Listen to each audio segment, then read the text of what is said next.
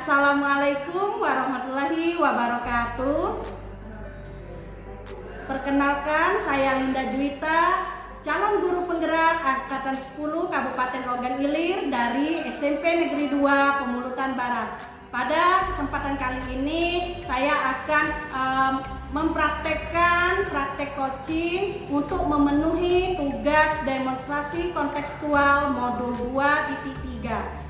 Yang mana pada kesempatan kali ini saya akan sebagai coach dan rekan saya Ibu Imas Tania sebagai kuci dan rekan saya Ibu Lasmi Yonika Tika sebagai observer.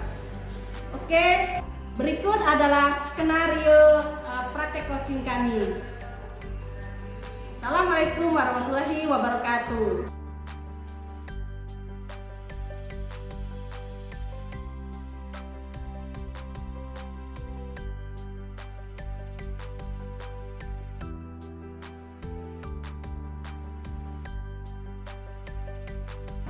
Ya. Assalamualaikum Bu Linda. Waalaikumsalam Ibu Lasmi. Ya, apa kabarnya Bu Linda? Alhamdulillah Bu, saya sehat dan juga bahagia Bu. Oke, bagaimana perasaan hari ini Bu Linda senang? Alhamdulillah sangat senang dan bahagia Ibu. Jadi hari ini Ibu dijadwalkan untuk melakukan coaching dengan Bu Imas ya? Iya betul Bu, kebetulan akan melakukan proses coaching hari ini ya. Saya mau minta waktu Ibu untuk mengamati proses coaching yang saya lakukan. Saya ingin meningkatkan kemampuan coaching saya. Saya meminta bantuan Ibu untuk mengamati proses coaching nanti. Baiklah Bu, sebelum melakukan coaching, saya ingin menyampaikan ya bahwa dalam coaching itu ada hal-hal yang perlu diperhatikan, yaitu bebas dari penilaian, dari asumsi, fokus pada area yang ingin dikembangkan, dan juga berdasarkan hasil percakapan. Jadi saya ingin bertanya, saya rasa Ibu sudah tahu ya tahapan-tahapan apa saja yang dilakukan dalam proses coaching tersebut. Iya Bu, saya juga tahu. Jadi saya hanya ingin mengingatkan kembali ya kepada Ibu Linda bahwasanya ada 4 tahapan dalam coaching tersebut. Yang pertama tujuan, yang kedua itu tujuan yang akan hendak dicapai, yang kedua itu kemudian yang kedua itu identifikasi, dan yang ketiga itu rencana aksi, dan yang keempat itu tanggung jawab. Oke, benar sekali Bu Linda. Dalam proses coaching itu juga terdapat 3 kompetensi ya, 3 kompetensi yang harus dipenuhi. Nah, coba Ibu tolong jelaskan 3 kompetensi tersebut. Jadi di dalam proses coaching nanti ada 3 kompetensi yang harus dimiliki oleh seorang coach ya Bu. Ya. Itu yang pertama yaitu kehadiran penuh, yang disebut dengan present. Yang kedua mendengarkan aktif, dan yang ketiga mengajukan pertanyaan yang berbobot. Benar sekali ya Bu ya. Jadi pada saat melakukan praktek coaching nanti ya, kompetensi apa coba yang akan Ibu kembangkan? Jadi di sini pada saat melakukan praktek coaching nanti kompetensi yang ingin saya lakukan, ingin saya kembangkan yaitu kehadiran penuh. Kehadiran penuh ya Bu ya. Jadi tujuan dari pengembangan yang Ibu sampaikan tadi yaitu kehadiran penuh ya. Dan juga mungkin ada pertanyaan berbobotnya seperti itu ya Bu ya.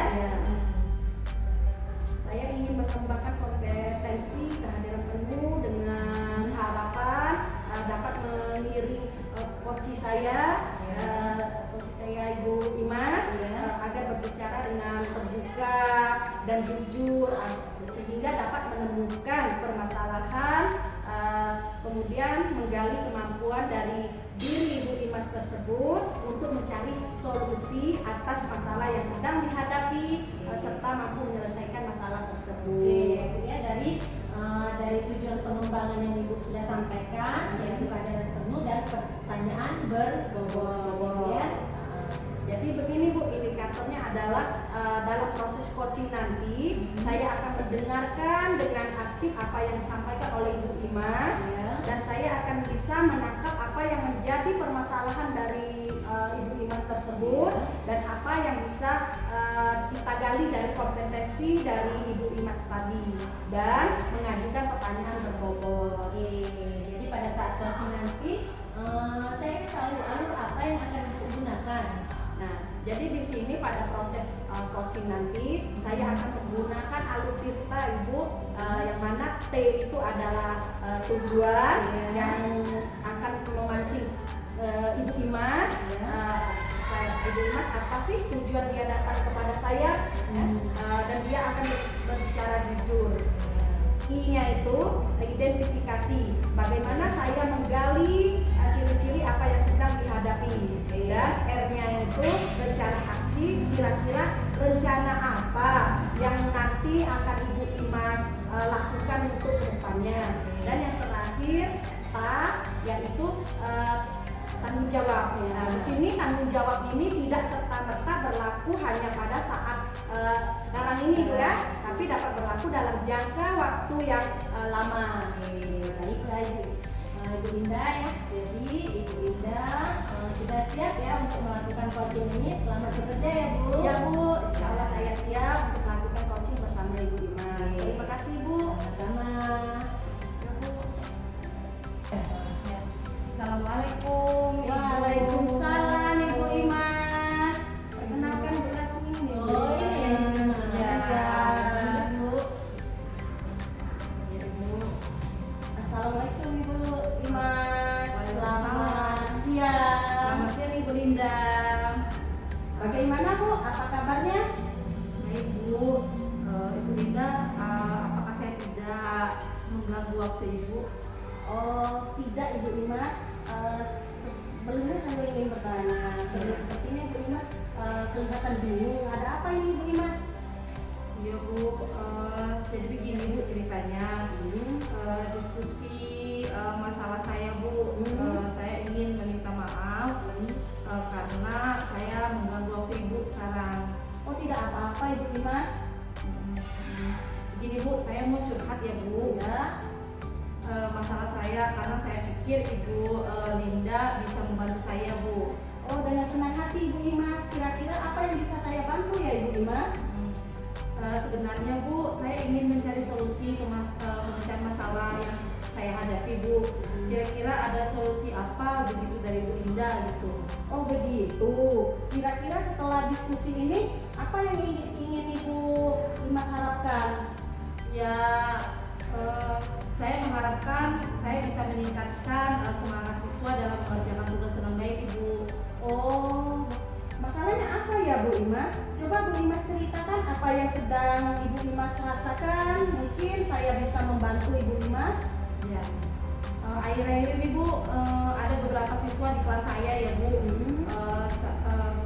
Itu yang malas mengerjakan PR atau tugas dari saya Bu. Nah, dari 22 siswa itu Bu, terdapat sekitar 8 sampai 10 siswa yang terlambat mengumpulkan tugas Bu. Apakah keterlambatan mengumpulkan tugas ini terjadi pada semua mata pelajaran Ibu Imas? Mereka ini Bu sebenarnya mengumpulkan tugas hanya pada mata pelajaran tertentu Bu, seperti mata pelajaran saya gitu Bu. Mata pelajaran apa ya Ibu Imas? Ya biasa Bu, mata pelajaran matematika Bu. Mengapa kira-kira itu bisa terjadi ya Bu Imas? Ya karena waktu pelajaran matematika itu Bu, di kelas saya anak-anak itu kurang antusias Bu, mungkin karena sulit Bu materinya Bu ya. Terus banyak anak-anak yang diam saja Bu, sehingga terlihat seperti tidak aktif atau pasif gitu Bu. Oh seperti itu. Bagaimana Bu Imas mengajar matematika di kelas? Gini Bu, saya itu kan menyuruh mereka tuh selalu membuka buku paket mata pelajaran matematika Bu. Nah, saya itu minta anak-anak tuh membaca materi Bu. Dan selanjutnya ya seperti biasa Bu, tanya jawab gitu Bu. Oh, bagaimana respon anak-anak diajar dengan cara seperti itu Ibu Imas? Ada sih Bu, sebenarnya tuh ada 1, 2, sampai 3 anak yang respon ketika ada tanya jawab seperti itu ya. Nah, ya mungkin ya sekitar 5 orang lah Bu, mungkin orang yang aktif. Jadi seperti itu permasalahan yang dihadapi Ibu Imas. Anak-anak tidak aktif dalam pembelajaran Ibu, sehingga banyak yang tidak mengumpulkan tugas. Ya Bu, betul sekali Bu Indah. Kira-kira bagaimana ya Bu solusinya? Nah, sekarang Ibu Imas sudah tahu kan apa permasalahannya. Lalu upaya apa yang sudah Ibu Imas lakukan? Ya, selama ini Bu, saya sudah melakukan pertama, saya itu sering mengingatkan anak-anak melalui grup WA kelas Bu Iya. tentang pembelajaran yang akan kita hadapi besok gitu ya, supaya anak-anak tuh antusias dan tetap mengerjakan tugas-tugas yang saya berikan Bu. Oh iya. Oh jadi hasilnya tetap sama ya, meskipun sudah diingatkan oleh Ibu Imas, sudah diingatkan secara langsung dan sudah diingatkan melalui grup WA. Nah tadi Ibu Imas cerita saat pelajaran Ibu Imas, anak-anak itu diajak membuka buku mata pelajaran, terus mengamati materi dan melakukan tanya jawab dan latihan soal. Nah tetapi hanya beberapa siswa saja yang aktif dan merespon. Nah, apakah Bu Imas sudah merefleksi pembelajaran matematika di kelas? Mungkin Bu Imas akan melakukan sesuatu agar anak-anak termotivasi seperti itu, Ibu Imas? Iya ya Bu ya. Mengapa saya tidak mencoba untuk menerapkan metode pembelajaran yang menarik seperti yang kata Ibu Linda tadi, sehingga pada pelajaran matematika anak-anak itu tidak bosan dan kembali bersemangat lagi Bu dalam mengerjakan tugas. Oke Bu, nanti saya akan menerapkan metode pembelajaran yang menarik, bervariasi, terus menyesuaikan dengan minat belajar anak di zaman sekarang gitu Ibu. Nah, itu adalah upaya yang bagus, Bu. Langkah yang bagus. Mungkin selama ini dengan metode Ibu Imas ngajak anak membuka buku mata pelajaran saja, jadi kurang menarik bagi anak-anak. Ya Bu, mungkin selama ini metode pengajar saya juga kurang variatif mungkin Bu ya. Jadi kurang mampu untuk mengaktifkan siswa-siswa dan belum sepenuhnya berpihak kepada murid Ibu, sehingga berpengaruh juga ya dalam ketepatan waktu untuk mengerjakan tugasnya. Iya, benar itu Ibu Imas. Jadi, apa yang ingin Ibu Imas lakukan? Setelah ini Bu, jadi saya akan merefleksikan pembelajaran matematika yang selama ini saya lakukan ya Bu ya. Saya akan menggunakan metode yang menarik, terus juga melakukan diferensiasi konten agar siswa lebih aktif dan antusias mengikuti pelajaran matematika Bu. Itu benar sekali Ibu Imas, itu langkah yang bagus sekali Bu. Langkah yang Ibu ambil sudah tepat sekali. Saya setuju dengan idenya Ibu. Ya, alhamdulillah ya Bu. Saya sekarang menjadi sangat lega sekali. Saya sudah menemukan solusi dari permasalahan yang saya hadapi ini Bu. Nah, setelah diskusi ini, komitmen apakah yang Ibu Imas akan lakukan ke depannya? Ya Bu. Komitmen yang saya akan lakukan Bu, ke depannya saya akan berusaha melakukan pembelajaran yang menarik Bu, dengan cara saya akan menggunakan beberapa media pembelajaran, terus juga untuk melakukan diferensiasi konten. Bagaimana perasaan Ibu setelah melakukan proses coaching tadi Bu? Alhamdulillah dari proses coaching yang saya lakukan bersama Ibu Imas, tadi saya merasa sangat senang karena melalui proses coaching tadi saya lihat Ibu Imas sudah dapat menemukan sendiri pemecahan masalah yang sedang dialaminya. Oke, baiklah Ibu ya. Jadi setelah Ibu Linda dan Ibu Imas tadi melakukan proses coaching, saya mengamati bagaimana saya melihat Ibu itu sangat berperan aktif sekali ya Bu ya, dalam memancing Ibu Imas untuk memberikan pertanyaan seperti itu ya Bu ya. Jadi Ibu Imas itu bisa menemukan ide-idenya sendiri dan memecahkan masalah yang sedang dia hadapi sendiri. Itu sangat baik ya Bu ya, untuk Ibu Linda sebagai coachingnya ya. Sebenarnya sesuai dengan yang saya sampaikan di awal tadi ya Bu, bahwa pada tahapan proses coaching yang saya ingin merupakan pertanyaan berbobot dan mendengarkan secara aktif. Nah, jadi sesudah Ibu Linda melakukan pertanyaan berbobot, karena Ibu Linda itu berpikir ya, jadi apa yang harus dikembangkan? Mungkin pengembangannya tentang kebutuhan belajar murid. Oh seperti itu ya. Jadi saya sependapat ya, jadi berdasarkan pengamatan saya pada saat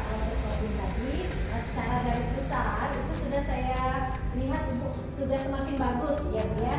Jadi Ibu bisa memancing dan bisa menemukan sumber-sumber mendapatkan ide itu dan menyelesaikan masalahnya itu melalui alur tirta ya Bu ya. Itu sudah nampak semua alur tirta yang sudah Ibu buatkan atau yang sudah Ibu kembangkan seperti itu. Iya Ibu, terima kasih ya Bu ya. Nah, jadi untuk mengatakan mengajukan pertanyaan dari awal itu menurut saya ibu sudah tepat. Tidak ada saling saling menyerobot seperti itu ya, sesuai dengan alurnya. Terus juga mudah-mudahan praktek coaching ini berikutnya lebih baik lagi seperti itu ya Bu ya. Jika Ibu ingin melakukan praktek kembali boleh menghubungi saya kembali ya Bu. Terima kasih Ibu, terima kasih atas support Ibu dan terima kasih atas waktunya Ibu untuk kami ya. Terima kasih sama-sama Ibu.